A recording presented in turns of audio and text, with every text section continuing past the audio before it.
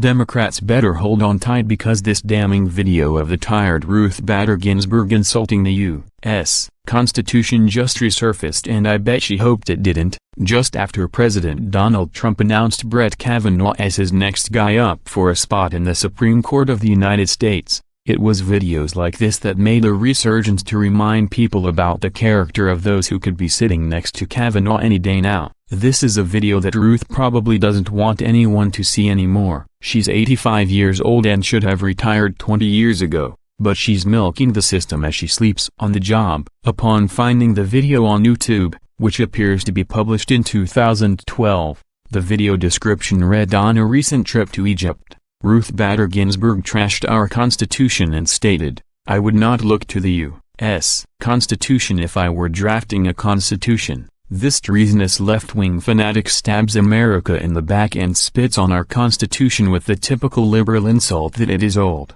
and therefore no longer applies and should be completely disregarded.'" Ginsburg turned 79 this year, so you may be inclined to forgive this remark, thinking she's as harmless as your crazy old aunt who fried her brain consuming too much LSD in the 60s. However, Ruth Bader Ginsburg is not your crazy old lunatic left-wing aunt. She is a sitting U.S. Supreme Court justice with appellate jurisdiction over all state and federal courts. But what should we expect from the woman who is a slick Hillary Clinton appointee and former Anti-American Civil Liberties Union (ACLU) lawyer? It appears as though people haven't liked Ginsburg for quite a while. This video dates back to 2012 and people back then were sick of her. Just imagine what it was like before YouTube and what people said about her in public. It had to be disheartening for her. But if she's really going to talk about the Constitution in a way that makes people dislike her, then she's just going to have to deal with it. The Ruth Bader Ginsburg video isn't the only problem she has right now. She had the chance to retire under former President Barack Obama's leadership and possibly allow Barack to fill her shoes with another Democrat. What happened? She tried to be cool and keep working until she was older than Jesus Christ himself.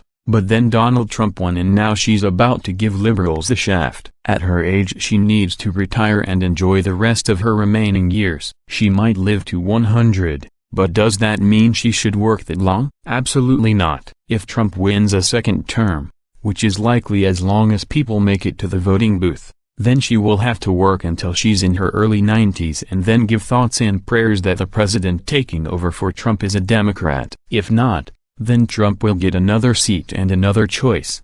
That means she basically screwed over her party so that she could act like the cool girl who works until she's a million years old. At 84, running out of gas was obviously not a reference to the danger of creeping fatigue. For Ginsburg, of course, it was always a difficult decision. After all, she remains intellectually active and fully engaged on the court. Her opinions continue to be powerful and probing treatments of the law. The precedent at risk is in no small degree precedent of her making. Yet, many justices timed their retirements with an eye to who would appoint their replacements. Some have admitted that they tried to engineer an appointment by one party or the other to preserve the balance of the court. Had Ginsburg retired early in the second Obama term, it is likely that her seat would have been filled even by a Republican-controlled Senate. Any resistance would likely have been further reduced with the second vacancy left by the DH of Antonin Scalia.